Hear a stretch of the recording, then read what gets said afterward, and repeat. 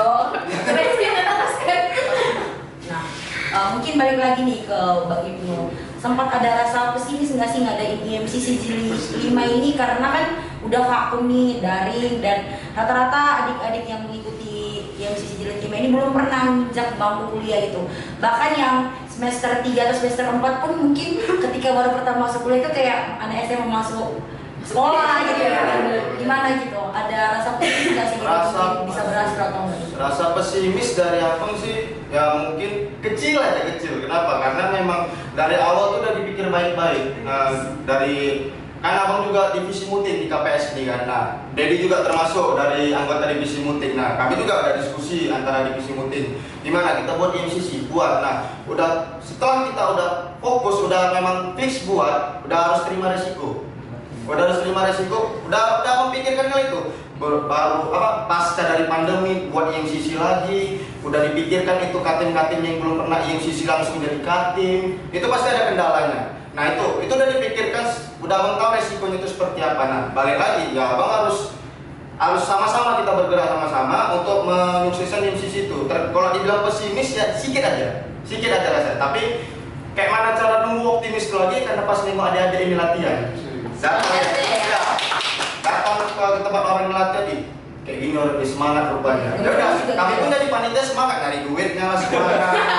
Iya, capeknya semangat. Jadi capek itu hilang dikit aja capeknya karena nengok adik-adik ini latihan, itulah senangnya dari kami panitia. Dikit capeknya. Dikit aja capeknya karena nengok kalian latihan itulah. Oke, itu dari panitia tadi. Nah kita balik lagi nih sama katim-katimnya nih. Nah, pada saat jumpa itu apa sih langkah pertama dari katim-katim selain adaptasi gitu, selain perkenalan gitu untuk membangun chemistry satu tim ini? Nah, kalau katim-katim kan pasti punya rencana gitu, perencanaan mau gimana sih tim ini step by stepnya ke depannya gitu. Mungkin bisa dari Dedi dulu atau dari Dedes? Dedi dulu ya. Kalau dari tim D itu mungkin pertama kali itu komitmen ya. Selain kita bonding sama dia itu kata bareng itu kan chemistry lah ya.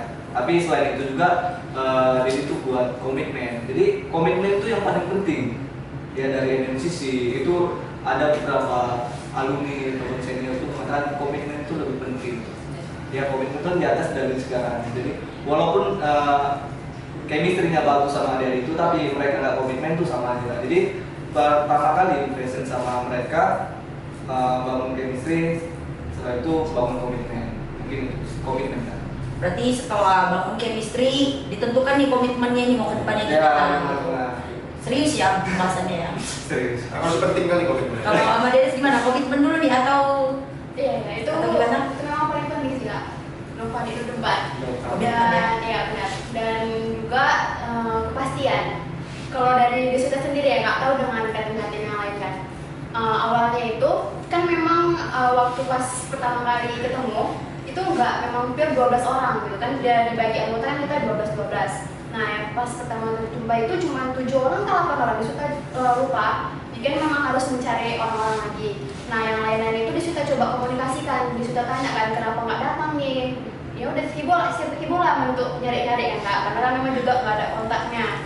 Udah, disuka tanya itu satu, rupanya ada yang pertukaran mahasiswa, ada yang lagi di kampung lah, karena kan juga masa pandemi ini dan bertepatan pula dengan pertukaran mahasiswa, jadi memang nggak bisa dipaksakan juga kan. ada di Itu pun disuka tapi tetap tanya, karena kan nggak bisa juga disuka untuk membatasin orang mau belajar gitu kan. Kira-kira kapan tuh baliknya? tetap dikasih kesempatan. Tetap dikasih disuka tanya. Rupanya baliknya, udah mau deket hari H gitu kan kak. Jadi ya udahlah, jadi ini gimana? Tetap mau lanjut atau enggak? Karena di situ memang suka kepastian sih nggak mau digantung gitu. Oh gitu. Karena komitmen dan kepastian ya. karena gini, di situ mikir kan, oke awal-awal via Zoom boleh lah, cuman ini nggak bisa nih lama-lama via Zoom terus, karena nggak efektif, nggak memungkinkan kali kan nggak. Jadi kita kayak nanya, iya enggak, iya serius. Oh, berarti di situ tuh prinsipnya kalau iya, kalau enggak enggak. Jadi jangan gantungin iya kak, tengok nanti lah, nggak tahu lah ya. Jadi memang kayak ini iya atau enggak. Rupanya dia memang nggak bisa kan nggak, karena ini alasannya. Oh yaudah berarti nggak masalah ya di situ untuk bisa cari pengganti lagi gitu kan. Sudah cari keluarin dia bu tetap dengan dikomunikasikan, nggak juga di situ langsung komunikasi baik-baik ya sebelum keluarin. Itu sih Kak, jadi komitmen dan kepastian itu wajib sih. Nah, kalau dari daerah sendiri nih yang sudah pernah ikut di MCC Jilid 4 lalu ikut lagi di MCC Jilid 5 pasti ada perbandingan nih. Mungkin bisa diceritain Dir, kalau dulu kan di MCC Jilid 4 bertemunya sebagai adik-adik lah dengan abang-abangan. Nah, kalau di MCC Jilid 5 ini kan udah langsung jadi senior, gimana? Nah, jadi kalau saya pribadi nih ya sebagai perwakilan dan beda banget sih perasaannya, gimana feelsnya jadi kakak-kakaan dan dulu masih jadi adik-adikan.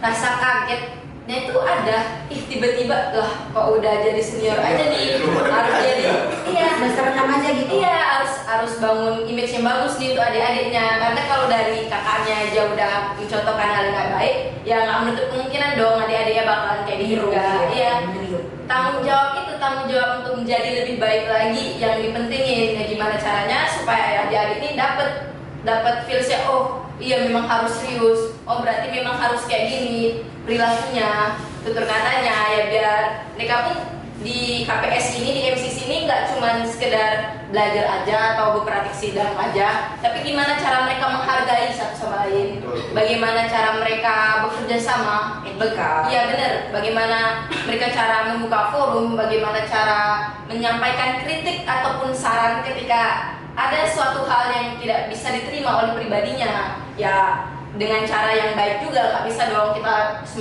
semena-mena langsung ya aku nggak suka, ya nggak bisa, harus benar gitu etikanya. Itu sih kalau dari saya. Itu dari daerah nih. Nah, kita balik lagi nih sama Bang Ibnu selaku panitia. Bang Ibnu sendiri yang nyusun Kaspos bersama tim ya? Iya, bersama tim. Dari tim Muting sendiri lah buat Kaspos. Berarti jadi ikut? Enggak, Maksudnya Muting berbagi tugas. Ada tugasnya di kepanitiaan, ada tugas di kompetisi. Nah, Dedi dia mentugaskan di kompetisi. Satu, nggak pernah dia tahu nih, sempat merajuk dia atau Kaspos. Karena kami semua Muting di panitia. Dia sendiri lah sama Carmila. Nah, jadi dia sempat merajuk lah atau Kaspos itu.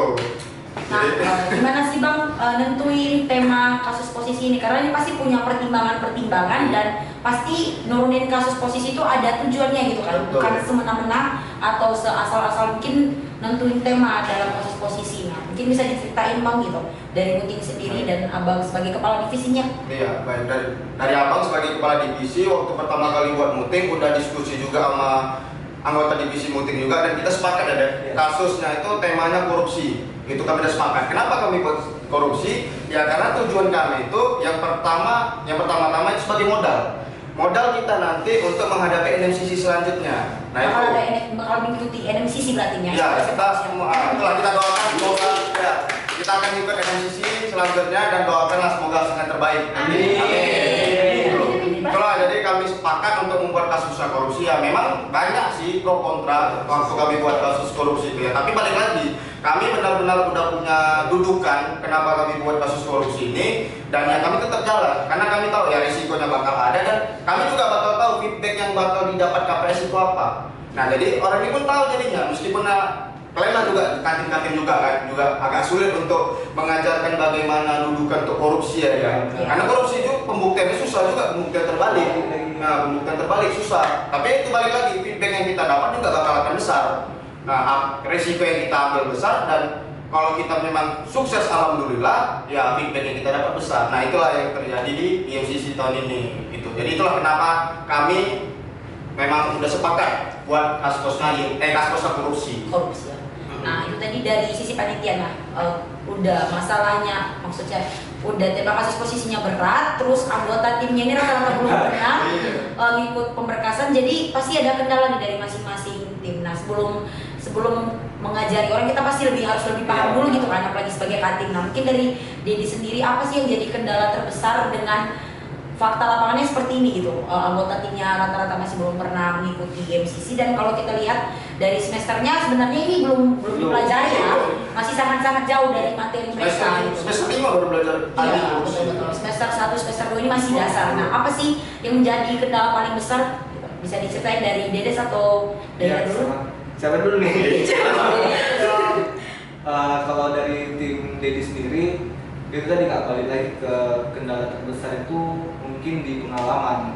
mungkin kawan-kawan ini baru masuk KPS nih, baru semester 1, semester 2 gitu, dan walaupun apa ya temanya itu korupsi, setidaknya katim-katim ini udah ada nih pegangannya di bagian korupsi ya. Iya. Apalagi kami waktu itu MCC Ya, tidak kok nggak korupsi kan? Oh, ada NMCC juga ya? Iya, Oh, ada. delegasi ya? Iya. Dan itu lah latar belakang. Itu juga termasuk latar belakang lah kenapa dia korupsi. Iya, benar. Jadi kendalanya itu Kak, selain dari harus mengajarkan mereka tentang apa?